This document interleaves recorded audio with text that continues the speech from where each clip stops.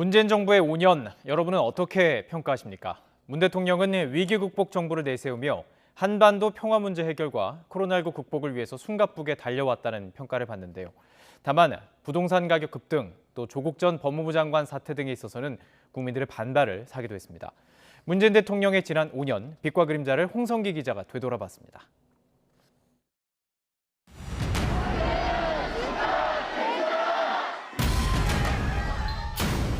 주문, 피청구인 대통령 박근혜를 파면한다. 촛불정국과 초유의 탄핵 사태를 넘어 19대 대통령으로 취임한 문재인 대통령. 한 번도 경험하지 못한 나라를 만들겠다며 통합과 공존의 세상이라는 청사진을 제시했습니다. 기회는 평등할 것입니다. 과정은 공정할 것입니다. 결과는 정의로울 것입니다. 하지만 초기부터 북한의 연이은 도발로 전쟁 위기까지 치닫는 등 위기의 연속이었습니다. 그런데도 한반도 평화에 노력을 기울였고 잇따라 남북 정상회담을 성사시키며 온기를 불어넣었습니다. 5,000년을 함께 살고 70년을 헤어져 살았습니다.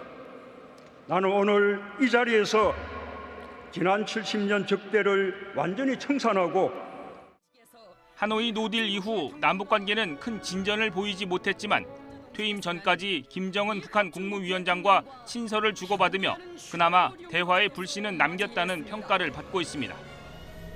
경제 위기 속에서도 위기 극복 리더십을 발휘했습니다.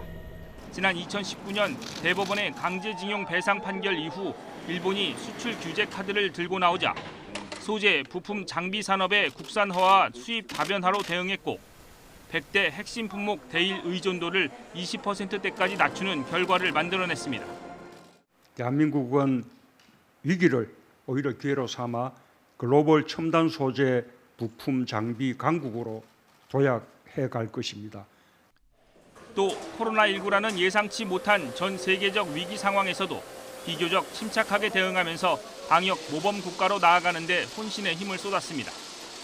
다만 임기 내 부동산 가격 급등과 정책 실패는 문재인 대통령에게 가장 아픈 손가락으로 꼽힙니다.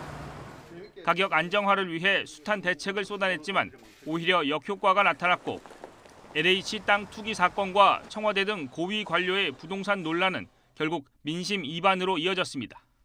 정말 부동산 부분만큼은 정부가 할 말이 없는 그런 상황이 되었습니다. 인사 문제도 발목을 잡았습니다.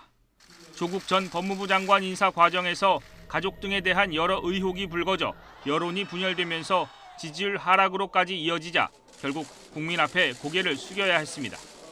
이 과정에서 조국 수사를 지휘한 당시 윤석열 검찰총장이 지지를 얻어 야권의 대권 주자로 부상했고 결국 5년 만에 정권 교체라는 결과로 이어졌습니다. 결과적으로 지금 이제 다른 당의 후보가 돼서 대통령 당선된 것은 그런 참 아이러니한 일이 됐죠. 다사다난했던 5년을 뒤로 하고 퇴임 후 보통 사람으로 잊혀진 삶을 살고 싶다는 문재인 대통령. 오늘로 그 임기가 마무리되면서 문재인 정부의 평가는 이제 오롯이 역사의 몫으로 남게 됐습니다. YTN 홍성기입니다.